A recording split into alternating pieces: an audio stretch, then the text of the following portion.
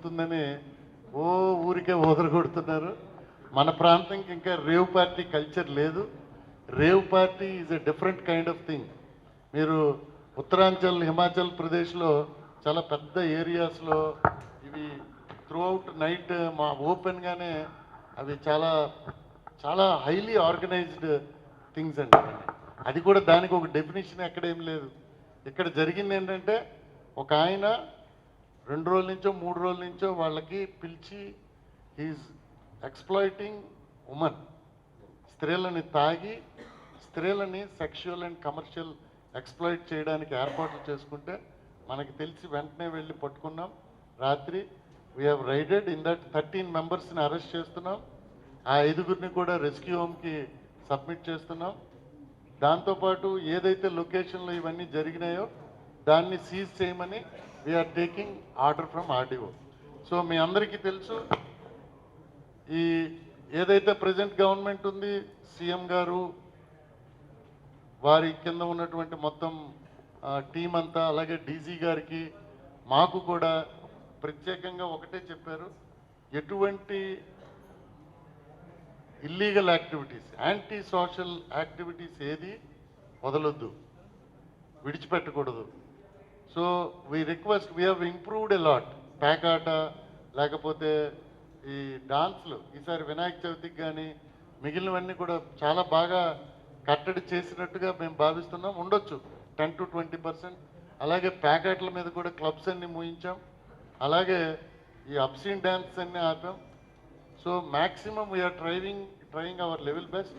దీంతోపాటు public support ఉంటే ఇంకా బాగా చేయగలుగుతున్నాం. ఇప్పటి వరకు పట్టుకున్నా కూడా పబ్లిక్ ఇచ్చిన, మీడియా మిత్రులు ఇచ్చిన సమాచారం మేరకే చేయగలిగాం. So I request all of you to support us police department. మీ అందరికీ తెలుసు మా స్టాఫ్ ఎంత కష్టం. We are going to stop by once happy new year enter అయిన తర్వాత ఒక 1 అవర్లో క్లియర్ అయిపోవాలండి అంతా. ఏదైనా ఉంటే if they are not puking, drink చేసి కానీ లేదంటే అన్లాఫుల్గా తిరిగి బెదిరించడం లాంటి పెద్ద సౌండ్లు, గుద్దేస్తారేమో భయం, ఇలాంటివి చేయకుండా ప్రశాంతంగా ఎవరికో విష్ చేయడానికి ఫ్యామిలీస్ వెళ్తే we don't have any objection.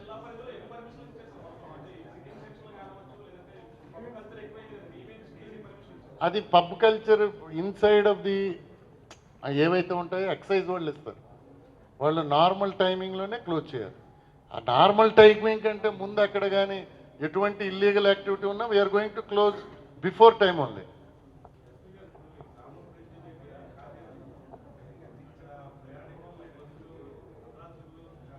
Nellore, we have given certain autos to permission to move in the nights.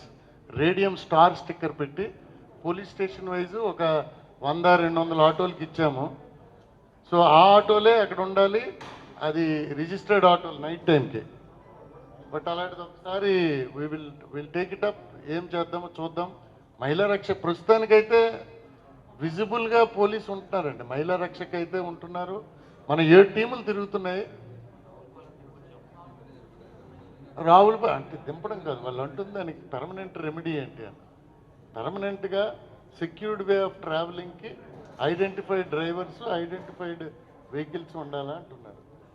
Certainly it is a good suggestion అండి.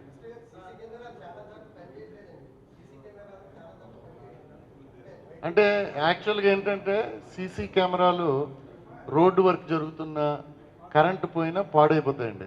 దానికి ఒక సిస్టమ్ ఉంటుంది. ఏంటంటే ఆల్ సీసీ కెమెరాస్కి కనెక్టెడ్ ఒక డాష్ బోర్డ్ ఉండాలి. Suppose 600 కెమెరాలు ఒక dash బోర్డ్కి connect అయ్యి ఆ డాష్ బోర్డ్లో ఎన్ని రిపేర్ అవుతున్నాయో మనకి వర్చువల్గా రియల్ టైంలో తెలుస్తాయి. సో అటువంటి సిస్టమ్ ఇంకా ఏర్పాటు చేయలేదు.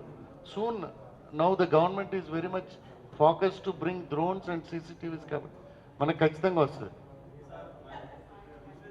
మాట్లాడాను, ఈ బెగ్గర్స్ అందరినీ కూడా ఆధార్ కార్డులు ఇక్కడ లేకపోతే we're going to drive them out.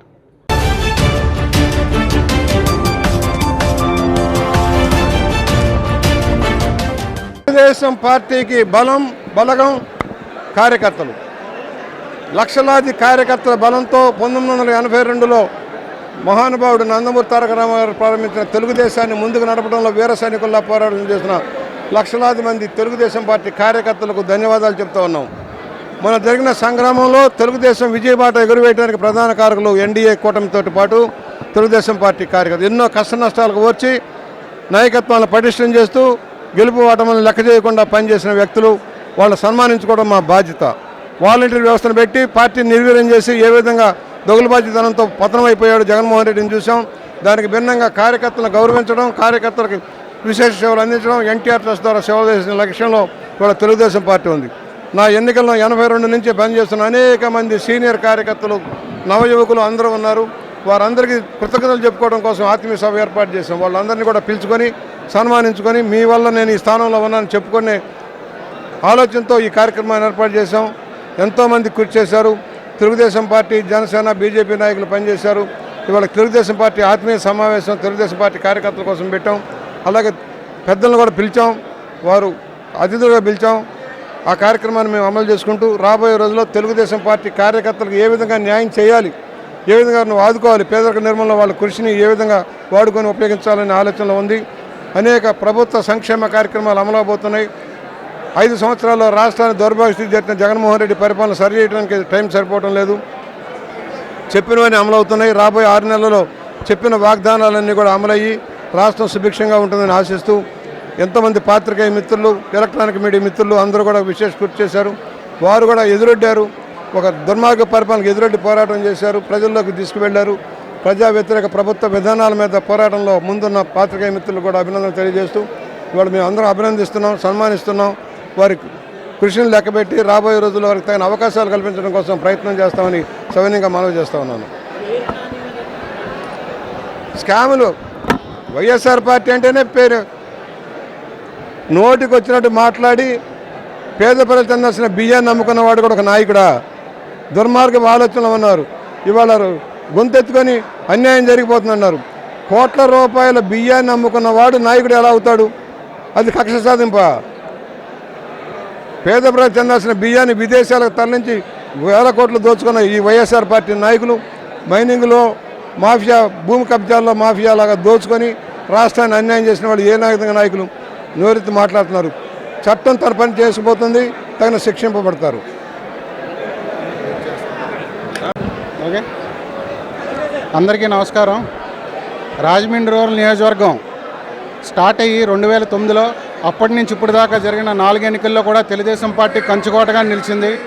దానికి ముఖ్య కారణమైన తెలుగుదేశం పార్టీ క్యాడర్ కార్యకర్తల్ని ఈ విజయం మొన్న అందిన 2024 విజయం తర్వాత ఈ 64,000 అత్యధిక మెజారిటీతో మళ్ళీ తెలుగుదేశం పార్టీని, అదేవిధంగా మన ప్రీతమ నేత గోరంట్ల బుచ్చి చౌదరి గారిని 7వసారి ఎమ్మెల్యేగా గెలిపించిన ఘనత అంతా కూడా మా క్యాడర్దే. అలాంటి క్యాడర్ని మనం ఎంత మంచి విజయం అందుకున్నాక వాళ్ళందరినీ పేరు పేరున అభినందించి వారు పడ్డ కష్టాన్ని గుర్తించి సో వాళ్ళందరినీ కూడా ఇవాళ ఆత్మీయ సమావేశం ఏర్పాటు చేయడం జరిగింది. ఇవాళనే కాదు, గత 40 సంవత్సరాలుగా గోరంట్ల కుటుంబాన్ని రాజమండ్రిలో పరిసరాలన్నింటిలో కూడా మా తెలుగుదేశం కార్యకర్తలు హృదయంలో పెట్టుకున్నారు, హక్కును చేర్చుకున్నారు. ఎందుకంటే మన గోరంట్ల బుచ్చి చౌదరి గారు నిస్వార్థంగా ఇన్ని సంవత్సరాలు చాలామంది సేవ చేయడం వల్లే ఇవాళ ఈ సిచ్యువేషన్లో మనం ఉన్నాం. ఇవాళ చూస్తే సుమారు 1,50,000 పైగా శాటిలైట్ సిటీలో జనాలందరికీ కూడా ఇళ్ల పట్టాలు ఇవ్వడం జరిగింది. అంటే ఒక కుటుంబంలో 4, అంటే సుమారు 4 లక్షల మందిని సుమారు 20 ఏళ్ల క్రితమే డిస్ప్లేస్ చేయడం జరిగింది. వాళ్ళందరూ వాళ్ళ పిల్లలు తదనంతరం సుమారు 10 నుంచి 15 లక్షల మందికి ఇవాళ సొంత ఇల్లు ఉండి వాళ్ళందరూ కూడా కోటీశ్వర్లు అయ్యే పరిస్థితి కేవలం మన గోరంట్ల బుచ్చి చౌదరి గారి వల్ల జరిగింది. ఇప్పుడు కూడా ఆయన 7వసారి అయినా సరే నెక్స్ట్ 4 ఏళ్ళలో ఒక విజన్తో అందరినీ డెవలప్, ఈ రాజమండ్రి రూరల్ని స్టేట్లోనే నెంబర్ 1 స్టేట్గా, నెంబర్ 1 నియోజకవర్గంగా నిలపాలని కార్యకర్తలు ఉత్తేజంగా, అంటే వాళ్ళందరినీ ఉత్తేజపరిచి వాళ్ళ బాధలు తెలుసుకుని వాళ్ళందరికీ కూడా తిరిగి సహాయం చేయాలనే కార్యాచరణ ఉన్నారు. అదే భాగంలో వారి ఈ సమావేశం ఏర్పాటు చేయడం జరిగింది.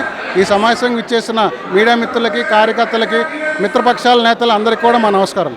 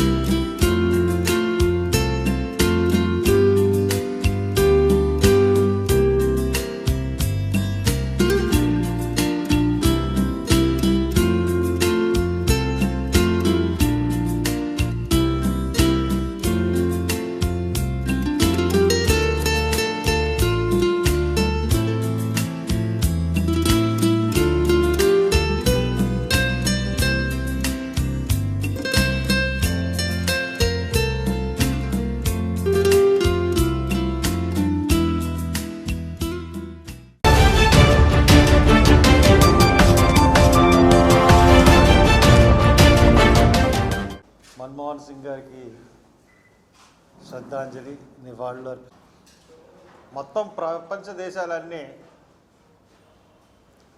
ఒడుకుదుడుకులతో ఇప్పుడు దాకా అందరినీ చూశాను, అందరితో పరిచయాలు ఉన్నాయి. ఇందిరాగాంధీ ముందు తెలియదు, అబ్దుల్ కలాం గారిని చూశాను, నేను చాలామందిని చూశాను. ఆయన మాకు మేము ఉన్నప్పుడు రాష్ట్రపతి. బట్ వీళ్ళందరిలో కూడా అగ్రగణ్యుడు మన్మోహన్ సింగ్ అని చెప్పడంలో ఎటువంటి సందేహం లేదు. ఆయన తెచ్చిన యాక్ట్లో అవినీతిని నిర్మూలన చేయాలని రైట్ టు ఇన్ఫర్మేషన్, ఈ రోజున గ్రామాల్లోని పేదవాడికి బార్గెనింగ్ హక్కు వచ్చిందంటే, అతను బేరవాడే పరిస్థితికి వచ్చాడంటే రైతుతో, అది only because of Manmohan Singh గ్రామీణ ఉపాధి హామీ పథకం. ప్రతి వారు మధ్యతరగతి కుటుంబం నుంచి వచ్చిన వ్యక్తి, ప్రజల సమస్యలు ఆయనకు తెలుసు. మీరందరూ ఆయన సపోర్ట్ చేయండి, మన దేశానికి మంచి జరుగుతుందని చెప్తే అది అందరికీ క్యారీ చేశాను. అందరం ఆయన ఎన్నుకోవడం మా గొప్ప అదృష్టంగా భావిస్తున్నాం ఈ రోజున. ఆయనకి నా మనస్ఫూర్తిగా, ఎందువల్లంటే మన ద్రాక్షారామ సమస్య వచ్చినప్పుడు ఆయన స్పందించిన తీరు, అన్నీ ఏ సమస్య ఎన్నిసార్లు నేను కలిశానో నాకు తెలియదు. అసలు వితౌట్ ఎంట్రీ కూడా వెళ్ళేవాడు నేను ఆయన పార్లమెంట్లో ఉన్నప్పుడు. అటువంటి గొప్ప మనిషి మన్మోహన్ సింగ్ గారు. ఆయనకి వర్గీకరణ సమస్య, నేను రాష్ట్రంలోనే ఉన్నాను. దళిత ప్రజలందరికీ, మాలలు కావచ్చు, మాదిగలు కావచ్చు, మీ అందరికీ కూడా మీరు వెళ్ళి మీ పేరు పక్కన మీకు ఏ కులం ఉందో వెళ్ళి పరీక్షించుకోండి అని ఈ రోజున ప్రభుత్వం ప్రకటిస్తుంది.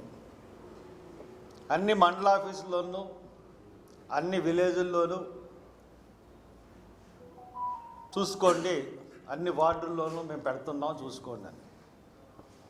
అసలు దీనికి సాంకేతికత ఎక్కడుంది చంద్రబాబు గారు చెప్పండి. అసలు ఎప్పుడు కులగణన జరిగింది? ఎస్సీల కులగణన ఎప్పుడు జరిగింది? ఉమ్మడి రాష్ట్రంలో జస్టిస్ రామచంద్రరాజు కమిషన్ వేసినప్పుడు మీరు ఎస్సీల కులగణన జరిపి మీ ఇష్టానుసారంగా వర్గీకరణ చేశారు. దాన్ని సుప్రీంకోర్టు కొట్టేసింది. ఆ సుప్రీంకోర్టు కొట్టేసిందంటే వర్గీకరణకు సంబంధించిన అన్ని లెక్కలని, అన్ని ప్రతిదాన్ని సుప్రీంకోర్టు కొట్టేసినట్టు కిందే లెక్క. దాని తర్వాత కులగణన అన్నది అఫీషియల్గా ఎక్కడ జరగలేదు. వాలంటీర్లతో మన జగన్మోహన్ రెడ్డి గారు కులగణన జరిపారు. దాని ప్రకారం, దాని బేస్ ప్రకారం మీరు సరిచూసుకోండి అంటున్నారు. అసలు వాలంటీర్ వ్యవస్థనే మీరు గుర్తించలేదు. వాలంటీర్ వ్యవస్థే ప్రభుత్వ వ్యవస్థలో ఉందో లేదో తెలియని పరిస్థితి ఇప్పటికీ ఉంది. అసలు వాలంటీర్లు ఇప్పుడు లేరు. అప్పుడు మీరు వాలంటీర్ వ్యవస్థని వైసీపీ కార్యకర్తలనే అన్ని పథకాలకి ఎంపిక చేస్తున్నారు. తెలుగుదేశం వాళ్ళందరినీ అసలు లెక్కల్లో తీసుకోవట్లేదని చెప్పి చాలాసార్లు ఆరోపించారు. మరి అటువంటిప్పుడు వాళ్ళు చేసిన కులగణన మరి మీ తెలుగుదేశం వాళ్ళకి ఎక్కువ హాని చేస్తుందేమో ఆలోచించారా? ఓ పక్కన తెలంగాణ రాష్ట్రంలో పూర్తి కులగణన జరుగుతుంది. కులగణన చేశారు కూడా. అటువంటి కులగణన చేపట్టండి. మీకు బీసీల మీద అవాజ్యమైన ప్రేమ. పేరుకు బీసీలు, పాలించేది మనకు తెలిసి ఎవరు.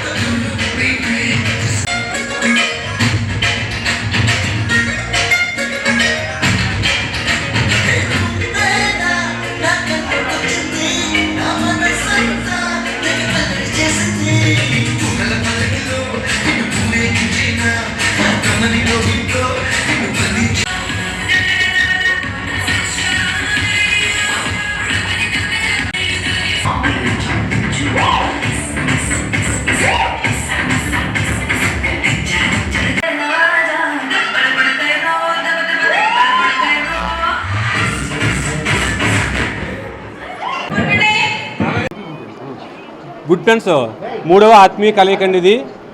ప్రతి సంవత్సరం చేస్తామండి. కానీ నేను గ్రూప్ పెట్టింది కూడా, నేను గ్రూప్ క్రియేటర్ అండి, గుడ్ ఫ్రెండ్స్ గ్రూప్ క్రియేటర్నే. గ్రూప్ పెట్టింది కూడా సేవా కార్యక్రమాలు ఏదో చేయాలి, 10 మందికి ఉపయోగపడాలని నేను గ్రూప్ స్టార్ట్ చేయడం జరిగిందండి. నాకు కూడా నా అడ్మిన్స్ అంటే మోడరేటర్స్ కూడా బాగా సపోర్ట్ ఉండి ఈ రోజుకి గుడ్ ఫ్రెండ్స్ గ్రూప్ నుంచి ఒక చారిటీగా ఏర్పడి మిత్రులందరి సహాయ సహకారంతో చాలా ఈ రోజుకి 65 కార్యక్రమాలు చేసామండి. 65 మందికి నెలకి సరిపడా నిత్యావసర సరుకులు, ఆశ్రమాలకి వాళ్ళకి కూడా ఏమైనా ఇబ్బంది అయితే వాళ్ళు మాకు కాల్ చేస్తున్నారండి. వాళ్ళకి నెలకి సరిపడా రైసు, కూరగాయలు, ఆయిల్, మొత్తం గ్రోసరీస్ అన్నీ ఇస్తున్నామండి. అలాగే ఎవరైనా ఇంటి పెద్ద కానీ, ఇంట్లో ఎవరైనా లేడీ కానీ, అమ్మాయిలు చదువుకోవడం ఇబ్బంది ఉన్నా వాళ్ళకి కూడా మేము మా చారిటీ తరపు నుంచి, మన గుడ్ ఫ్రెండ్స్ నుంచి వెళ్ళి మా టీం అందరూ వాళ్ళకి సహాయం అందిస్తున్నామండి. ఎందుకంటే ఈరోజు ఇలా ఉన్నాం, రేపు ఎలా ఉంటామో తెలియని పరిస్థితి అండి. ఉన్నంతలో సేవ చేయాలని సంకల్పం. నాకు అడ్మిన్స్, లాయర్లు ఉన్నారండి, ఎస్సీలు ఉన్నారు. వీళ్ళందరూ కూడా వాళ్ళ వృత్తి ధర్మాన్ని పాటిస్తూ కూడా నాతో కలిసి ఇంతలాగా ఈ చారిటీని గ్రూప్ని ముందుకు నడిపిస్తున్నారు. గుడ్ ఫ్రెండ్స్ టీం కూడాని. బట్ మా క్రియేటర్ నాగశేఖరం గారు ఎంతో కష్టపడి గుడ్ ఫ్రెండ్స్ టీంని అనేది ఏర్పాటు చేశారు. అందులో చారిటీ భాగంగా ఆయన ఎన్నో సేవలు చేయాలని మమ్మల్ని కూడా ఆహ్వానించారు.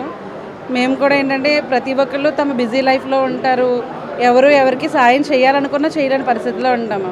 సో మేమంటూ ప్రతి నెల ఒక 100 రూపాయలు అని చెప్పి పెట్టుకున్నామండి. అలా మా టీంలో గుడ్ ఫ్రెండ్స్ గ్రూప్లో ఉన్న వాళ్ళు కూడా చారిటీలో ఉన్నారు. వాళ్ళు ఇచ్చి ఒక 100 రూపాయలతో మేము అంతా పోగేసి ఈవెంట్స్ అనేది చేస్తున్నామండి, చారిటీ కార్యక్రమాలు చేస్తున్నాము. అవి ఎంతోమందికి ఉపయోగపడాలనే ఉద్దేశంతోనే మేము చేస్తున్నామండి. ఇప్పుడు ఫేస్బుక్ అంటే సోషల్ మీడియాని అందరూ తక్కువే చూస్తారు. అంటే ప్రతి దాంట్లో మంచి చెడు ఉంటుంది. యూత్ ఏంటంటే పక్కదోర పడుతున్నారు. సో మేమేంటంటే ఇలాంటి కార్యక్రమాలు చారిటీ చేయాలి, లేదు ఫేస్బుక్ అంటే మైనసే కాదు ప్లసెస్ కూడా ఉన్నాయని చూపించాలన్నది మా చిన్న ప్రయత్నం అండి. సో దీంతోపాటు ఏంటంటే మేము చేసే సేవ అందరికీ అందుతుంది. అదొక్క సేవ అనే ఒక కార్యక్రమం కోసమే మేము ముందున్నామండి. ఎవరికైనా ఏ ప్రాబ్లం ఉన్నా మా టీం నాగచక్రం గారు, మేము మిగతా సభ్యులందరం వెళ్ళి వాళ్ళ గురించి పర్సనల్గా తెలుసుకుని ఈ సేవ అనేది మేము మొదలుపెట్టామండి. ఇది మ్యాక్సిమం ఆయన ఉన్నంత వరకు, ఆయన తర్వాత కూడా మేము కంటిన్యూ చేయాలని అనుకుంటున్నామండి. అందరికీ నమస్కారం అండి. నా పేరు doctor Ravi Parasa, nail artist, Rajahmundry. ఈవేళ ఫేస్బుక్ అనే సోషల్ మీడియాలో అనేక గ్రూపులు ఉండడం జరుగుతూ ఉంటుంది. ఆ గ్రూపుల్లో కొన్ని రకాలుగా ఉంటాయి. అంటే కొన్ని వ్యాపారానికి సంబంధించి, కొన్ని విజ్ఞానానికి సంబంధించి, కొన్ని వినోదానికి సంబంధించి, కొన్ని సేవా కార్యక్రమాలకు సంబంధించి ఉంటాయి. అందులో భాగంగా ఈవేళ గుడ్ ఫ్రెండ్స్ అనేటువంటి ఒక ప్రత్యేకమైన గ్రూపు, సుమారు 16,000 మంది సభ్యులు దీంట్లో ఉండడం జరిగింది. దీని వేదిక రాజమండ్రి అవ్వడం అనేటువంటిది చాలా గొప్ప విషయం. ఇందులో అనేక సేవా కార్యక్రమాలు, అంటే పేదవాళ్ళకి దగ్గర నుంచి అవసరం అన్నటువంటి ఒక బ్లడ్ అవసరమైన వాళ్ళ దాకా కూడా అనేక సేవలు చేయడం జరుగుతుంది. ఒక చిన్న విషయం ఏంటంటే, గుడ్ ఫ్రెండ్స్ అనేటువంటి పెట్టినప్పుడు థాట్ యాక్చువల్గా సోషల్ మీడియాలో ఉండేటువంటి థాట్ చాలా నెగిటివ్గా ఉంది. అంటే ఇది ఈవేళ మనం సైబర్ క్రైమ్స్ చాలా చూస్తున్నాం. వీటిని చూసి చాలామంది అసలు ఏంటి సోషల్ మీడియా ఏంటి, ఈ ఫేస్బుక్లు ఎందుకు, ఈ గ్రూపులు ఎందుకు అనేటువంటి నెగిటివ్ దాంట్లో అవన్నీ కాదు. దాన్ని మించి కూడా ఈ గుడ్ ఫ్రెండ్స్ లాంటి ఒక మంచి జనానికి సేవ చేసేటువంటి గ్రూప్స్ కొన్ని ఉన్నాయి. సో అలాంటి వాటి ద్వారా ఇంతమంది మనకి 2 తెలుగు రాష్ట్రాల నుంచి, ఒరిస్సా నుంచి కూడా కొంతమంది ప్రత్యేకంగా వచ్చి ఒకరోజు ముందే వచ్చి ఇక్కడ కార్యక్రమం జరగడం జరుగుతుంది.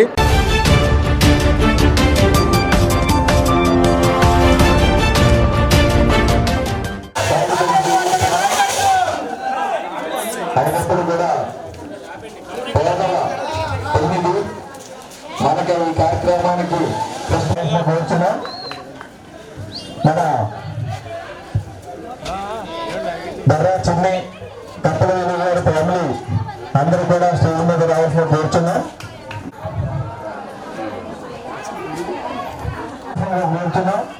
బయట ప్లేస్ ఇవ్వండి. ఓకే, మన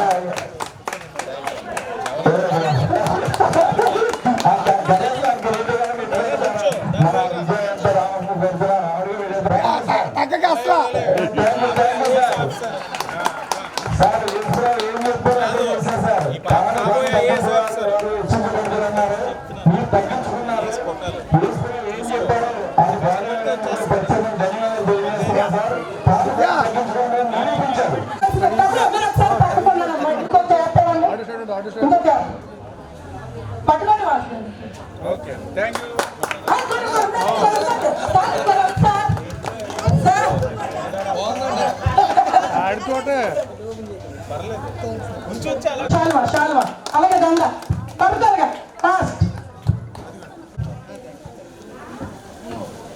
అందరూ గట్టిగా చప్పట్లు పెట్టాలి. ఒకరిని అభినందించినప్పుడు మనం అందరూ చాలా సంతోషంగా చప్పట్లు పెట్టాలి. Happy Christmas, merry Christmas. ఇప్పుడు మనం చాలా త్వరగానే వెళ్ళిపోతాం. నెక్స్ట్ క్యాండిల్ అగ్గిపెట్టి ఫ్యామిలీ సభ్యులు ఉండండి. దయచేసి ఫ్యామిలీ అందరూ కూడా మన డిఎం కృప. ఓకే,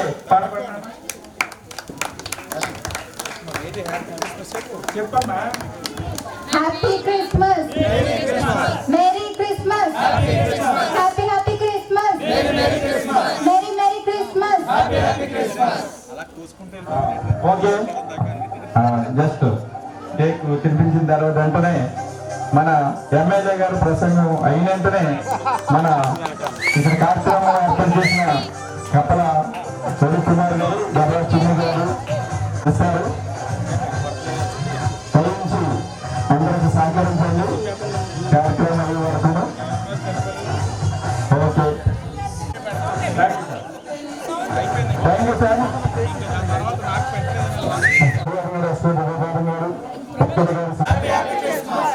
ఇక్కడ మేము ఒక్కరే అరుచుకుంటాం. అమ్మ దా తలెత్తి పర్వాలేదు. క్రిస్మస్ వేడుకలు బెలుగ్ గారి ఇంటి దగ్గర చేసుకోవడం ఆనవాయితీగా జరుగుతున్న కార్యక్రమం. మరి ఈ సంవత్సరం కూడా ఆ లోకరక్షకుడు యొక్క ఆశీస్సులతో ఆరోగ్యకరంగా ఈ రోజు మన అందరం కూడా ఆనందంగా వచ్చి ఇక్కడ చేరుకుంటున్నాము అని అంటే తప్పకుండా యేసు యొక్క ఆశీర్వచనాలు మన అందరి పైన ఉన్నాయి కాబట్టి ఈ నిమిషం మన ఇక్కడ ఉండి వేడుకలు జరుపుకుంటున్నాం అన్న విషయం మన అందరం కూడా గమనించాలి. మరి కార్యక్రమంకి ఆహ్వానించిన వెలుక్కుమారి గారు, చిన్ని గారు, ఎస్సీ ఎస్టీ బీసీ మైనారిటీ నాయకులకు, స్థానిక నాయకులకు, అలాగే వెలుక్కుమారి గారు, చిన్ని గారి యొక్క కుటుంబ సభ్యులకు, మరి స్థానిక ప్రజానికానికి, మీడియా వారికి అర్జీ చేసుకుంటూ వెళ్తే ఈ రోజు కాకపోయినా రేపైనా సరే ఏదో రూపంలో మనకి అది మేలు చేస్తారు. ఈ రోజు మీ అందరినీ కోరేది ఒకటే, బైబిల్ నమ్మిన ప్రతి ఒక్కరు కూడా లోకరక్షకుడు ఆశీస్సులు పొందాలనుకునే ప్రతి ఒక్కరు కూడా ఒకటే చేయాలి. మీరు సాటి మనిషిని ప్రేమించగలిగితేనే మీరు పైవాడి యొక్క ప్రేమని పొందగలుగుతారన్న విషయాన్ని మీరందరూ కూడా గమనించాలి, ఆలోచించాలి, ఆ వాక్యాన్ని ముందుకు తీసుకెళ్ళాలి. ఈరోజు ప్రేమ, అనురాగం, కరుణ ఇవన్నీ కూడా మీరు ఆ లోకరక్షకుడు యేసయ్య ఇచ్చిన బాటలోని మీరందరూ కూడా నడుస్తూ వాటిని ఆచరణలో పెట్టే కార్యక్రమం చేయాలని మీ అందరికీ కూడా విజ్ఞప్తి చేస్తా ఉన్నాం.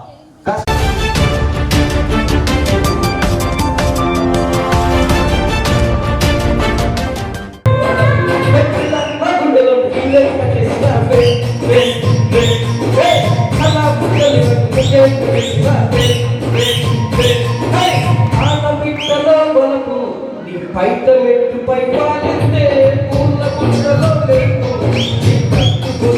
దూరిందే తేనె పట్టులా నిప్పుపై కట్టి పడేసిందే.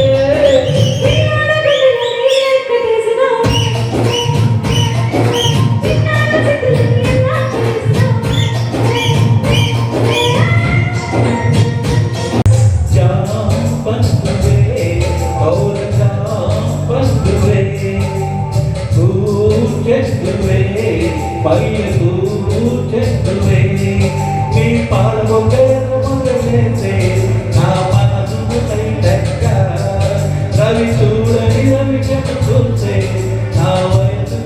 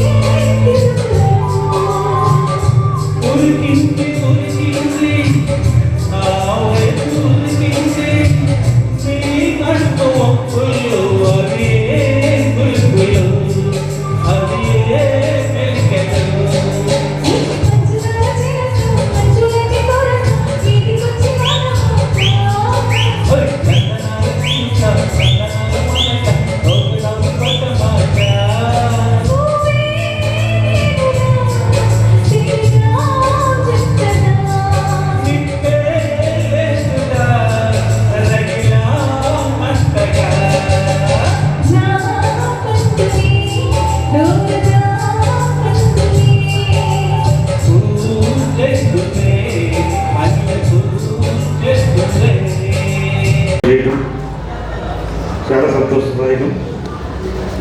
ఎందుకంటే మా ఇద్దరు మనుషులు ఒకటే కాబట్టి ఇప్పుడు ఒకే దారిలో ప్రయాణం చేస్తూ ఉంటాం. కోపం ఎక్కువ ఉంటూ ఉంటుంది కానీ వెంటనే తగ్గిపోతూ ఉంటుంది. అదే మెంటల్సి. అలాగే సహాయ కార్యక్రమాల్లో కూడా ఒకరొక పోటీ పడి కాదు కానీ ఇంచుమించుగా పోటీ చేస్తూ ఉంటాం. ఆయన తోచినంత ఆయన, నేను తోచినంత నేను. పరోపకారం మితం శరీరం అని చెప్పి పెద్దల సహాయ కార్యక్రమం చేయడంలో రావణ గారి ముందు ఉంటారు. అలాగే ఆయన నాకు ఏదో వదలగా ఉంటారు, ఆయన కూడా నేను వెనకాలి అంటే నేను సహాయం చేసిన మనస్ఫూర్తిగా ఏదైనా కార్యక్రమం జరుగుతుంది ఖచ్చితంగా ఉంటాను. ఆయన తోచినంత నేను చెప్తూ ఉంటాను. ఖచ్చితంగా మా స్నేహం నిండు నూరేళ్ళు ఇలాగే ఉందని మీరంటే నాకు ఎంత గౌరవం, నేనన్నా మీకు అంతే ఇది. సో మనం ఎప్పటికీ కూడా ఇలాగే ఉండాలని చెప్పి ఆ భగవంతుని ప్రార్థిస్తున్నాం. మన మధ్యలో ఎవరు ఎంటర్ అయినా కూడా వాళ్ళే ఇదిగా వెళ్ళిపోవాలి తప్పితే మనం ఎప్పటికీ కూడా ఇలాగే ఈ స్నేహాన్ని కంటిన్యూ చేద్దాం sir. Thank you very much.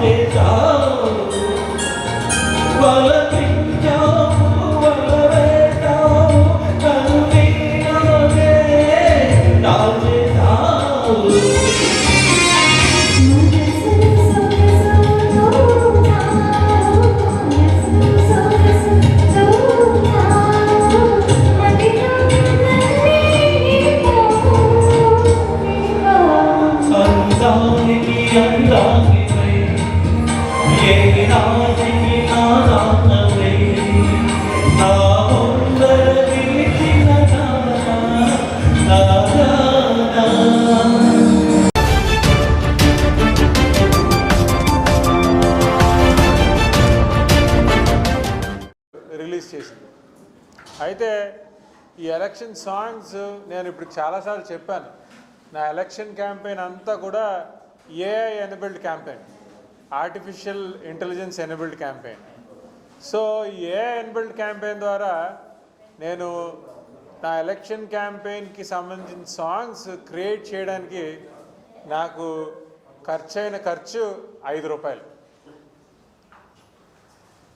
నా ఎంటైర్ ఎలక్షన్ సబ్మిషన్ సంబంధించిన నాకు సాంగ్స్ ఖర్చు అయిన డబ్బు 5 రూపాయలు. ఇప్పుడు మీరు జగన్ పార్టీని ఉంటారు, జగన్ పాట ఏంటి? రావాలి జగన్ కావాలి జగన్, లేదంటే బాబు గారితో పాట ఉంటుంది. సో ఈ పాటలు చేయించడానికి మామూలుగా ఈ high quality high definition songs చేయడానికి వాళ్ళకి కొన్ని లక్షల రూపాయల డబ్బులు ఖర్చు అయి ఉంటాయి. కానీ నాకు 10 సాంగులు చేయించడానికి నాకు ఖర్చు అయిన డబ్బు 5 రూపాయలు మాత్రమే. సో ఆ సాంగ్స్ కూడా పెడతాను, డీజే సాంగ్స్ కూడా ఉన్నాయి యువతకి. తద్వారా ఏంటంటే ఎంటర్టైన్మెంట్ ద్వారా మనం చేద్దాం అనుకున్న ప్రామిసెస్ ప్రజల గుండెల్లోకి వెళ్ళాలి, నించాలనే ఉద్దేశంతో చేశాను. అవి రిలీజ్ చేస్తాను, మీరు కూడా వినండి. సో నా ఎలక్షన్ క్యాంపెయిన్లో నేను చెప్పేది ఒకటే ఏంటంటే స్కిల్ డెవలప్మెంట్ సెంటర్స్ ఎంత యూస్ఫుల్ అంటే ఈరోజు మారుతున్న పరిస్థితుల రీత్యా మనకి ఉద్యోగస్తులకి ఉద్యోగాలు నిలవాలన్నా, ఉద్యోగస్తులు వాళ్ళ జీతాలు పెంచుకోవాలన్నా, వాళ్ళ యొక్క ఇన్కమ్ పెంచుకోవాలన్నా మారుతున్న కాలాన్ని ప్రకారం మనం కూడా మారాలి. ఆ మారుతున్న టెక్నాలజీని మనం చేతిలో అందిపుచ్చుకొని మనం కూడా దాన్ని యూజ్ చేసుకుని మనం ఇంకా బెటర్ కావాలి. ఒక విషయం అయితే చెప్తాను, హ్యూమన్ ఇంటెలిజెన్స్ని మించిన ఇంటెలిజెన్స్ అయితే లేదు. ఆర్టిఫిషియల్ ఇంటెలిజెన్స్ కూడా హ్యూమన్ ఇంటెలిజెన్స్ని మించలేదు. కానీ ఎప్పుడు మించలేదు అంటే ఆ ఆర్టిఫిషియల్ ఇంటెలిజెన్స్ని హ్యూమన్స్ ఎఫెక్టివ్గా వాళ్ళు ప్రజెంట్ చేయడానికి వాడుకోగలిగితే హ్యూమన్ ఇంటెలిజెన్స్ని ఆర్టిఫిషియల్ ఇంటెలిజెన్స్ మించలేదు.